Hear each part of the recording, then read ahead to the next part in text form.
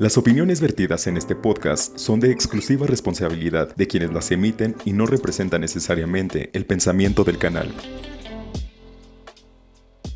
A todos y todes de este podcast, Una Semana, un Libro. Hoy tenemos un libro extraordinario. Todos los libros que comentamos en este podcast son extraordinarios, pero en este en particular porque hoy me acompaña un personaje que nuestro querido amigo Yeyo, el director del Sistema Michoacano de Radio y Televisión, pensaba que lo había inventado tras haber ingerido unas dosis altas de absenta, pero en realidad sí existe este personaje al que hice referencia hace algunos podcasts, y se trata de un buen amigo llamado José Ángel Fonseca Ríos. Bienvenido, José Ángel, a este podcast Una Semana, un Libro, y que hoy pues comentaremos este libro que se llama La librería más famosa del mundo, de Jeremy Mercer, editado por Editorial Malpaso. Es una muy bonita edición. Digo, perdonen, el de él está mejor cuidado que el mío, pero el mío tuvo ahí un accidente ahora en las lluvias torrenciales. Bienvenido José Ángel. ¿Qué te pareció el libro? Este es un libro muy interesante, más que nada por el tipo de historia que se va desarrollando y el cómo las circunstancias van dando al personaje que es el principal, el camino que va tomando para poder escribir. El personaje principal. ¿Quién sería el personaje principal? Jeremy Mercer, que llega a esa icónica librería que es Shakespeare and Company, ubicada en esa ciudad todavía más apasionante que es París. O sería la librería, o sería George Whitman, o serían todos los personajes que también deambulan en este texto. Creo que todos los personajes son importantes, sin embargo, Jeremy nos cuenta cómo tuvo que escapar de alguna forma para poder pues recorrer otros lados, por amenazas obviamente, pero es un libro que nos demuestra el París que mucha gente no está acostumbrada a conocer, que es la parte de historia, de arte. Por ejemplo, nos platica sobre que París es un lugar de artistas, músicos, poetas, escritores, lectores, y que en ningún lugar puedes encontrar un café donde poder leer. Bueno, claro, pero justo el escenario es París. Está ahí la librería, y ahí están sueños, utopías, frustraciones, almas derrotadas, espíritus que se hacen a la adversidad. Eh, pero la pregunta es, Jeremy, ¿por qué no?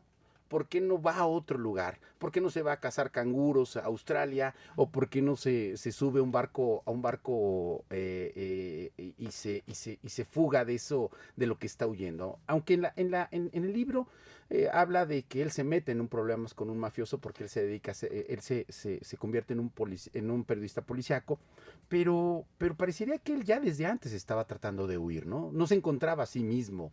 Y entonces es en esta librería donde llega y se encuentra a sí mismo, ¿no? Pero no solamente eso, son miles de personas que llegan a Shakespeare and Company a encontrarse a sí mismos. ¿O tú no piensas que se encuentran a sí mismo ahí? Se encuentran a sí mismos en efecto y como que cumplen un propósito estando ahí. Por ejemplo, el escribir. En un espacio donde ellos pueden estar tranquilos relativamente y poder escribir, que creo que es un sueño para muchos escritores y lectores. Poder escribir y tener ese espacio donde tú puedas volar tu imaginación. Pero tenía la tranquilidad, en realidad porque cuando uno lee, pues parecería que estaban siempre, digamos, bajo el acoso de la miseria, de las necesidades. No tenían dónde bañarse, no tenían dónde cocinar propiamente, tenían que sacar todos los días las cajas para ofrecer en venta los libros. Parecerían siempre en esa lucha constante de la vida, ¿no? No era un lugar tranquilo. Pues no, no era un lugar tranquilo obviamente porque pues también tenían necesidades, principalmente por ejemplo de que usted comenta de la comida, tener que recursos que para poder sobrevivir día tras día. Sin embargo, creo que les daba un momento de tranquilidad, porque una librería es un lugar para a mí en lo personal muy bello, un lugar donde puedo desarrollarme creativamente.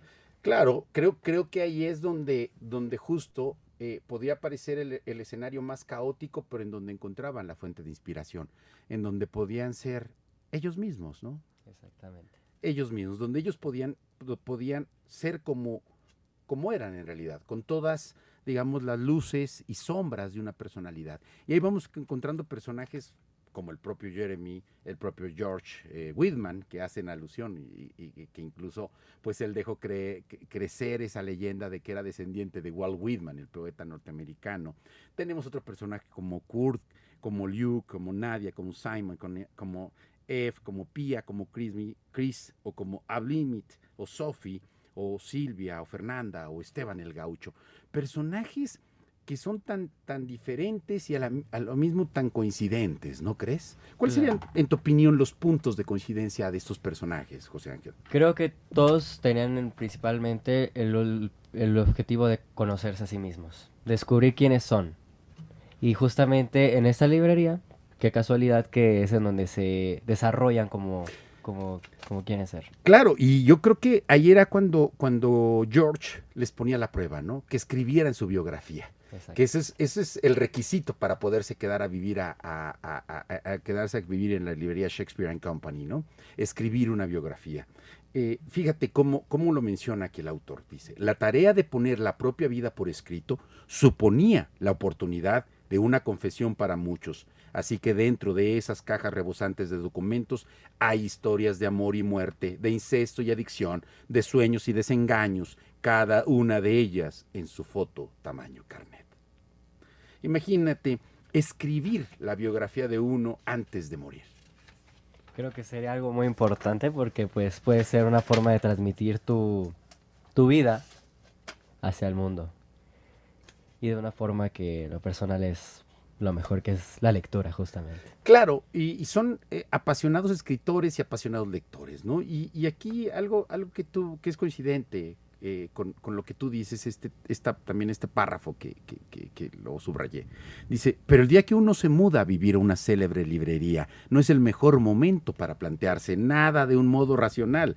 Estaba comiendo con 3 hombres curiosos y sociables de 3 rincones distintos del mundo. Nos contábamos historias y nos reíamos como amigos. Todo iba bien.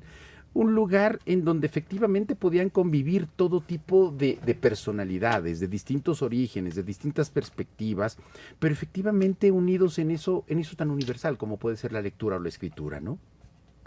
Sí, por ejemplo, yo creo que esa librería lo que tenía también es que en varias partes había novelas rusas, había mucho tipo de escritura en diferentes lugares. Entonces, pues a todos nos apasiona lo mismo en este lugar, que Claro. Y ahí también es como en ese mundo, de todos modos, es tan diverso, tan amplio, y cómo hacen esa crítica. Dice, ¿no te parece terrible?, me preguntó, señalando una lista de libros de oferta. El arte de la guerra como manual de consejos para publicistas. ¿Qué dice eso de nuestra sociedad? Ahora el dilema de George había querido decir fuerte como sustantivo, como adjetivo. ¿Será cierto eso? ¿Es el arte de la guerra como un manual de publicistas? yo creo que no, creo que el arte de la guerra es un libro muy bueno como para que sea publicista, para que sea para publicidad. Pero lo pueden utilizar, ¿no? Claro, son libros muy versátiles, pero no... Que justo también es eso, ¿no? Como en este espacio no solamente escritores, no solamente almas perdidas, sino también miles de personas podían encontrar ese punto de referencia, fueran los libros o la sola experiencia de la librería, ¿no? Exactamente, como hay unas partes donde recalcaba mucho la taza de té y la lectura, que es algo muy bello, más aparte que estar cerca del Sena y con la vista a Notre Dame. Y claro, bueno, uno podría pensar que podría ser Shakespeare and Company en Londres, o podría ser en Roma, o podría ser en Praga, o podría ser en Viena, o podría ser en Pekín, o podría ser en Estambul. Pero ¿por qué París? ¿Por qué París? Y creo que es esa, y cómo va poniendo otros ejemplos, otras librerías en San Francisco, como otras experiencias, y se van sucediendo, pero en particular Shakespeare and Company parece la utopía de camaradas comunistas, ¿no? Porque George Whitman es un idealista, un pensador en la sociedad sin clases, en que puede ser posible un mundo sin explotadores ni explotados, ¿no? Exactamente. Por ejemplo, en Adelante. una parte del libro, habla sobre París, justamente el por qué. Lo busco.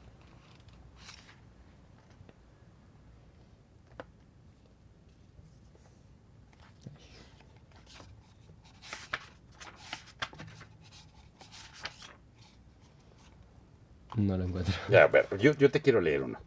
Mientras lo encuentras, dice: entre tragos de cerveza y caladas de cigarrillos, la conversación abordaba los viajes proyectados, las películas que pensaban hacer, los libros que tenían que escribir. En los ojos de todos brillaba algo parecido a un sueño. Eso era lo mejor de París. Los sueños, igual que el dinero, podían considerarse en términos de déficit y superávit. Mi ciudad natal, refiere Jeremy Mercer, es una capital burocrática, la clase del sitio del que uno se marcha, de Toronto a Toronto o Montreal, a Nueva York, Los Ángeles o Londres, los que mayores ambiciones codician. Esos éxodos comportan la escasez de individuos con verdaderas ansias de disfrutar la vida o dotados de un inexplicable optimismo en el futuro. Lo que queda allí es un inmarcesible sentido del compromiso. Del mismo modo que nadie sueña con convertirse en dependiente fijo de una empresa de software cuando es niño, nadie sueña con vivir en mi ciudad.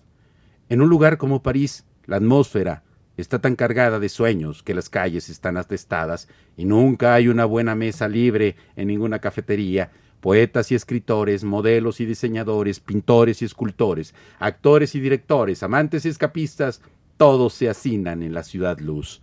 Aquella noche en Poli, la mesa rebosaba con el éxtasis de los peregrinos que habían encontrado su templo. Aquella noche, entre mis nuevos amigos y el cobijo de Shakespeare & Company, también me sentía así.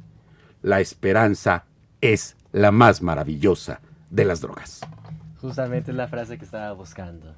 Es donde expresan lo que es París para los escritores, para los artistas. Y el por qué Shakespeare & Company está en París, justamente. Claro, y yo creo que es justo eso, ¿no? Ahí nos da una clave para entender la pasión de estos personajes, porque Simon no se quiere ir, esta alma derrotada que parece ya condenada a prácticamente desaparecer, a morir en vida, y sin embargo está presente esa llama de la esperanza de que todavía puede ocurrir algo que lo salve, y ocurre. Exacto. Y pareciera como esa especie, no sé si sea la tierra prometida, no sé si sea ese espacio en donde llegan estas almas perdidas a renovarse, a encontrarse a sí mismos, o sea el lugar a donde pueden confrontarse con lo que son, y a partir de enfrentarse a todas esas luces y obscuridades pueden convertirse en personas diferentes. Exacto, es como un tipo renacer en esa cafetería, justamente, donde los escritores renacen y vuelven a ser unas personas totalmente distintas, justamente por el tipo de lugar que es, porque no todo no puede estar acostumbrado a una cosa. Por ejemplo, nuestro personaje era un periodista y en una parte comenta que perdió la sensibilidad en ciertas cosas humanas, y llega Shakespeare & Company y como que siento que ahí apareció de nuevo su lado más humano. Su lado más humano, y quizá también esos elementos que lo hicieron replantearse qué podía hacer y qué no podía hacer, ¿no? Exacto. Me encantó a mí esa escena donde se ponen a vender, se ponen a escribir relatos, ¿no? Y que los venden a 10 francos porque pues no tienen para comer, y entonces se les ocurre, y ahí empiezan a escribir, y lo hacen muy rápido, pero en realidad quien les gana ahí es Eve, ¿no? Y fíjate, me encantó también este párrafo. Dice: mira, si vas a ser escritor, tienes que amar la vida. Y no hay mejor lugar para amar la vida que Shakespeare & Company. Aquí puedes conocer a cualquiera, puedes leer, ves mujeres hermosas, valora los sitios como este, porque no abundan. Me entristeció ver marcharse a Chris, otro de los personajes, para tomar el tren que iba al aeropuerto. Una de las fabulosas ventajas de la librería a la que no había hecho alusión era que uno se encontraba gente como él, escritores que habían visto el mundo, que no tenían por qué ser ricos ni famosos, pero que llevaban vidas sensacionales y hacían creer a personas como Kurt y yo que también nosotros podíamos. Exacto, ese tipo de frases son las que nos ponen a pensar que un escritor puede ser una persona que puede estar en su casa, pero al igual que puede haber conocido todo el mundo. Pero creo que ante todo es esa pasión. Claro, y no deja, perdón, no sé si querías decir algo. No, Y no deja, y a pesar de toda esta, digamos, toda esta oda a toda esa, digamos, ese mundo bohemio, ese mundo lleno de limitaciones, el autor no nos deja de ubicar en la realidad, porque justo dice, por más que nos entregábamos a nuestra vida bohemia, no podíamos evitarnos, no podíamos evitar darnos de bruces con la realidad de nuestra difícil situación. Todos estábamos prácticamente sin blanca, es decir, sin dinero. La mayoría no teníamos dónde caernos muertos y vivíamos sin domicilio fijo ni seguro médico en un país extranjero, ¿no? Cuando a este personaje, Ablimit, se enferma, ¿no? Y que entonces se dan cuenta que pues, están en una situación bastante complicada. que no tienen el dinero para poder sobrevivir en un país que no es el suyo, por decirlo así. Que no es el suyo, pero lo hacen suyo también, ¿no? Por otra parte. Pero justamente es eso, que se enamoran de un país. Y te enamoras tanto de algo que lo haces tuyo, por decirlo así, justamente. Sí, yo creo que ellos pero también lo interesante es que ese proceso tiene una fecha de caducidad, ¿no? Eso es también lo interesante de Shakespeare and Company, que se está renovando constantemente. El propio George termina dejándole la administración de la librería a su hija, ¿no? Exacto. Como esta vocación también de un constante cambio, no se estancaban, tenían que irse, llegaban unos y se iban otros. El propio Simon, pues ya había durado bastante tiempo, ¿no? 5 años hasta que le dicen, oiga, pues le pide George, que es un personaje ahí muy, muy interesante. Por eso me queda con la duda cuando decía si el personaje principal, ¿no? A veces pienso que el personaje principal es George o el personaje principal es la librería en sí misma, ¿no? Pero todo esto nos a, a, a la si efectivamente los libros, como algunas personas los declaran, están destinados a morir. Si la lectura en un medio donde las tecnologías de la información y la comunicación están prácticamente tendenciando a morir a este tipo de ejercicios. Y quiero un poco, retomando el inicio de cuando te presenté, ¿por qué invitarte a ti, que eres un joven de 16 años, que podrías estar aprendiendo lo que quieras en TikTok, en algún reel de Instagram o de Facebook, y sin embargo te atreves, como los personajes que llegaron a Shakespeare and Company, te atreves a sumergirte en la aventura de los libros, José Ángel? Pues como usted lo dijo una vez, al final lo último que nos quedan son los libros. Entonces, independientemente de TikTok o todas esas redes sociales, creo que los libros nos pueden enseñar más de lo que la gente cree. Y subestimar a un libro creo que es lo peor que podemos hacer. Pero ¿será acaso el libro por sí mismo o todo el proceso que implica abrirlo, sentarse a leer, pensar, imaginar? Yo, por ejemplo, no dejaba de imaginar la librería Shakespeare and Company atestada de libros de todo tipo, ahí con todos los inconvenientes. Y me imaginaba también a George con una especie como de barba blanca, un poco sucio o muy sucio, descuidado, ¿no? A Jeremy quizá una especie de Kurt Cobain ahí, ¿no? Y a Kurt una especie también ahí como de Brad Pitt, ¿no? Porque el cuate pues lo resalta, ¿no? Y en fin, podía ir ubicando personajes igual que Eve o Silvia, la hija de George, en fin. Pero ¿no es parte de ese proceso de imaginación que desata la lectura? Justamente el proceso de imaginación que nos desata la lectura es increíble. Yo cuando empezaba a leer las partes de La taza del té en París, yo decía, me imaginaba justamente con mi taza de té en París. Tal vez no estando en la historia como tal, pero como dentro de ella, participando. Sí, justo creo que eso es lo que provoca la lectura, ¿no? Lo que provocan los libros. Yo pienso siempre que el libro lo escoge a uno, no uno al libro. Exacto. Y en este caso creo que te escogió a ti el libro, ¿no? Bastante, sentí muchas similitudes en algunas cosas y en algunas no tanto, Sí. pero creo que era lo que me gustó, que justamente recalcaba un tipo de realidad que mucha gente no estaba acostumbrada a ver sobre, por ejemplo, París, que todos cuando van a París es a la Torre Eiffel, tipos turísticos, pero no se adentran más a la historia, al arte. Pero paradójicamente Shakespeare and Company se convirtió en un En lugar punto de turístico. referencia para los turistas, ¿no? Que pensaban efectivamente que ahí pues habían vivido prácticamente todos los grandes escritores, que ahí el hijo, repito, este tema de que George dejó correr el rumor de que él era descendiente de Walt Whitman, ¿no? En fin, todo este tipo de elementos que justo a pesar de no querer ser parte de la atracción, no quererse ver involucrados en este sistema capitalista, terminaban siendo parte de ese sistema capitalista porque eran un punto de referencia de París, ¿no? Exacto, y también me imagino que puede ver la ubicación, el tipo de historia que se da en este lugar,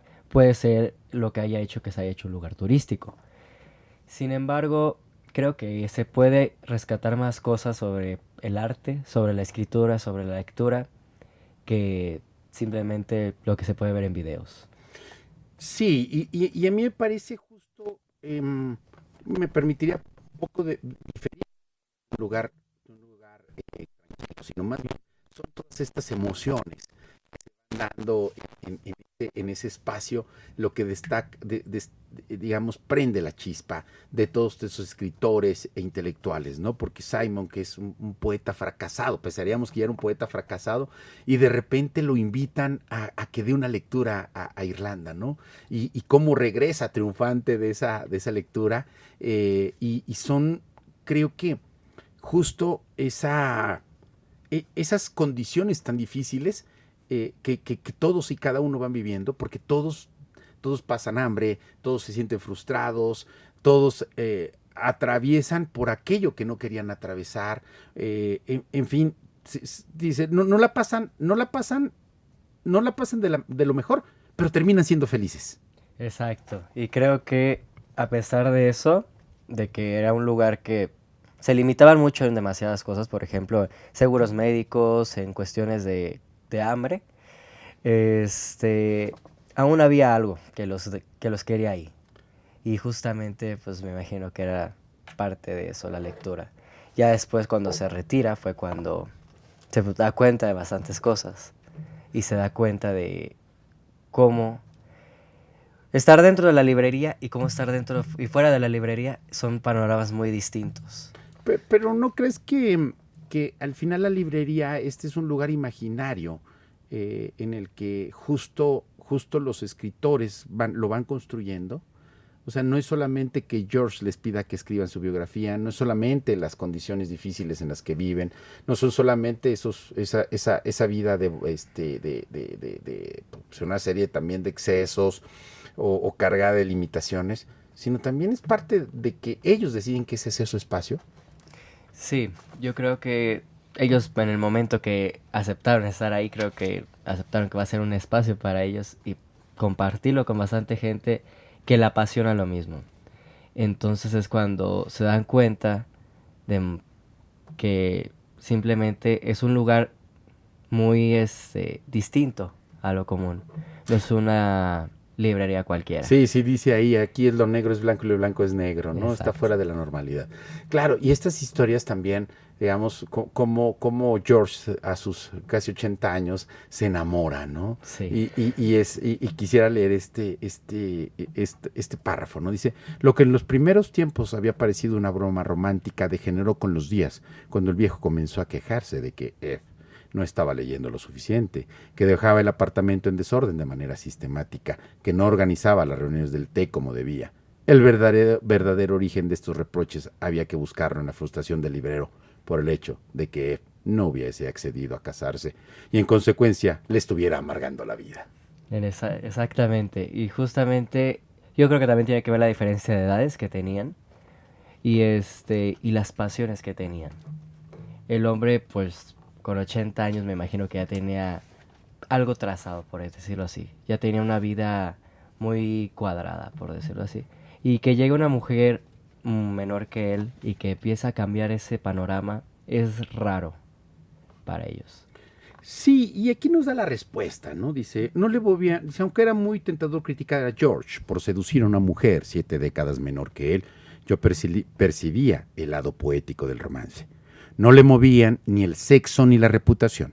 Lo que hacía era porque amaba verdaderamente a Eve. Después de vivir una existencia tan extraordinaria y tras haber puesto en pie una librería tan extraordinaria, ¿no tenía derecho a disfrutar de un último escarceo amoroso extraordinario? Exacto, y es lo que nos referimos. Independientemente de su edad, creo que a veces era necesario eso. Por ejemplo, hay una parte que dice, era el tipo de que siempre había soñado, amable, pícaro y romántico. Evidentemente nunca se me ocurrió que el hombre de mis sueños hubiese sido tan viejo. Esa frase me dio bastante risa justamente porque describe esa parte. Claro, pero aún así, vuelvo a esto que comentábamos, ¿no? A pesar de todas estas derrotas, a pesar de que las cosas no salen como quieren, todos estos personajes tienen la posibilidad de reponerse, tienen la posibilidad de que la esperanza se mantenga viva y de hacer cosas que vuelva a generar la perspectiva en el futuro, ¿no? Es decir, todos vuelven a creer en el futuro, todos vuelven a tener una perspectiva hacia adelante. Incluso pues personas como Simon, me gustó mucho ese personaje, como llega y triunfa en Irlanda, ¿no?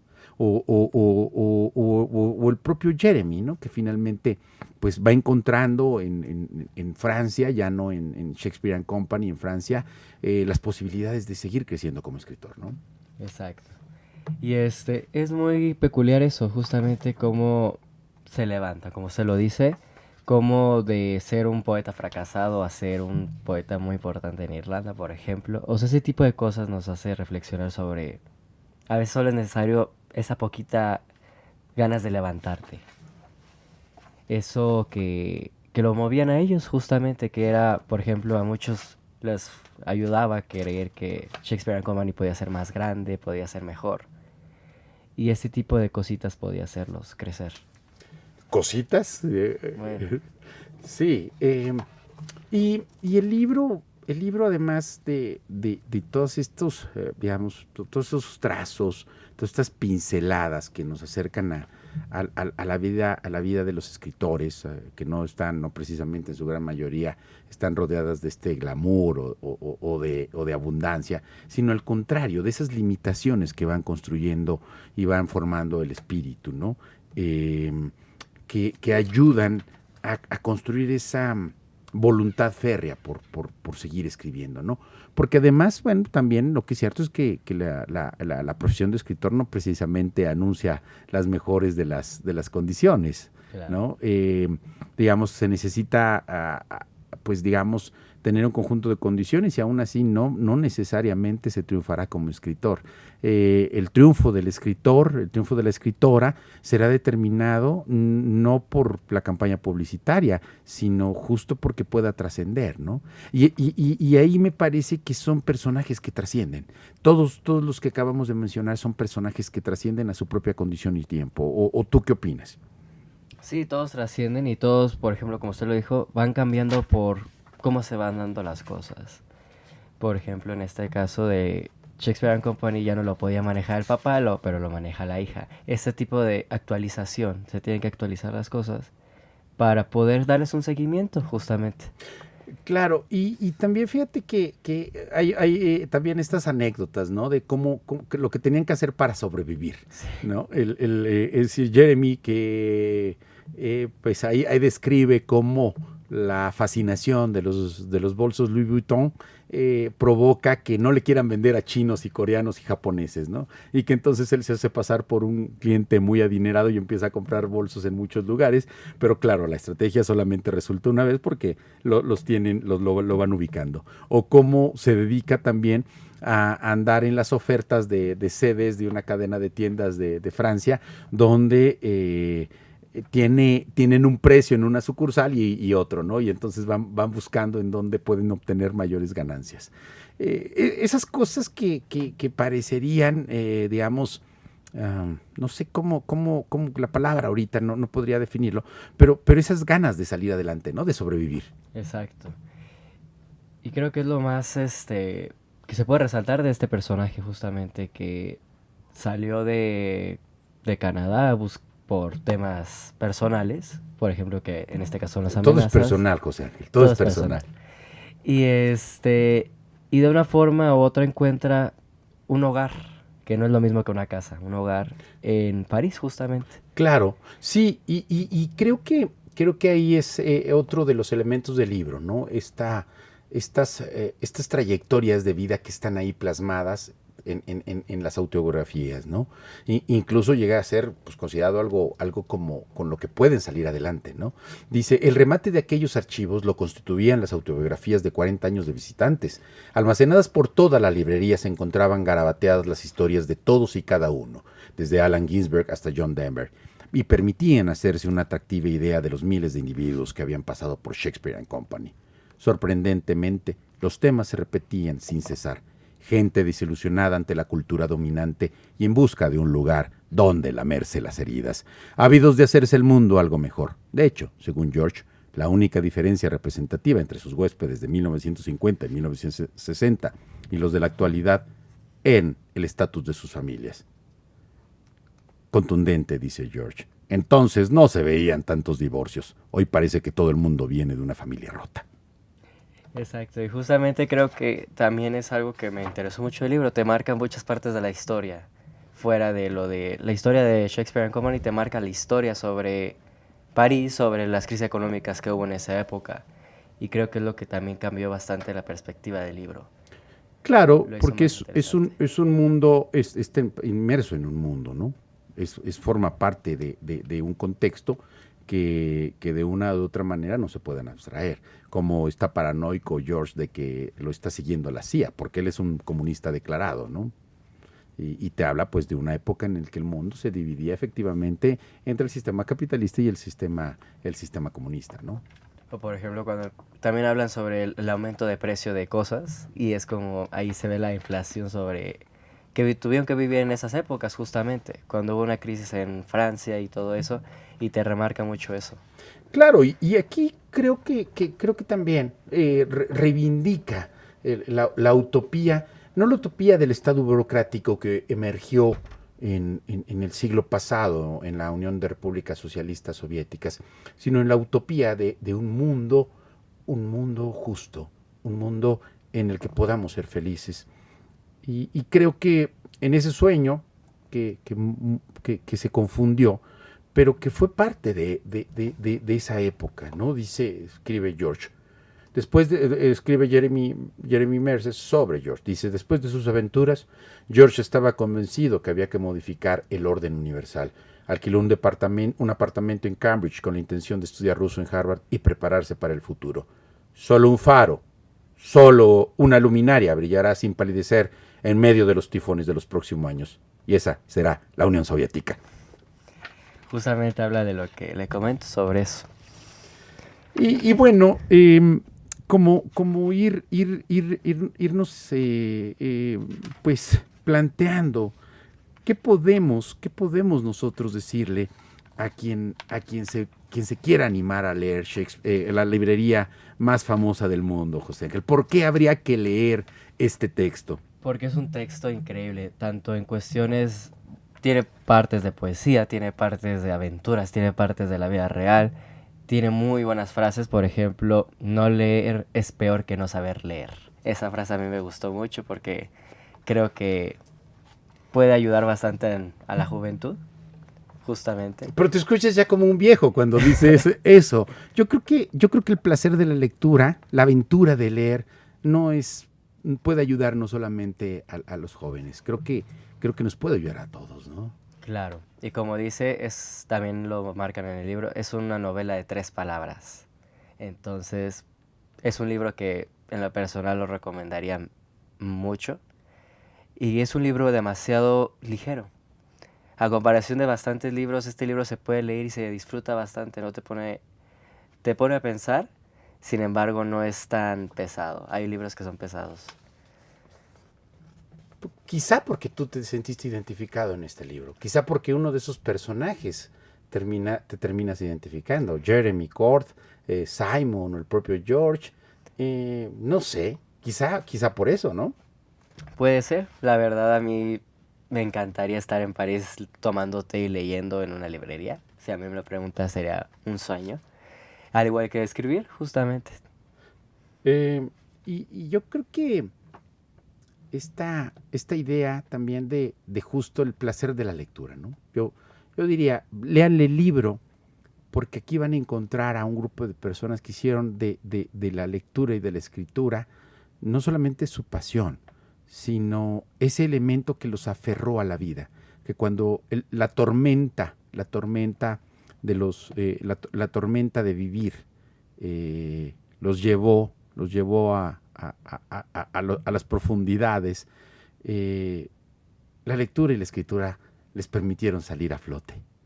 Claro. Al igual que a todos los unía algo, que era la lectura justamente.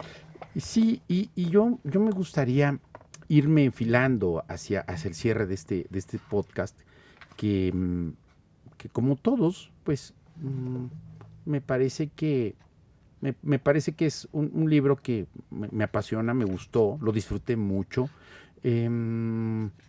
pero justo como ir también alertando, ¿no? De cómo abordar una lectura que pudiera llevarnos efectivamente a pensar en este sueño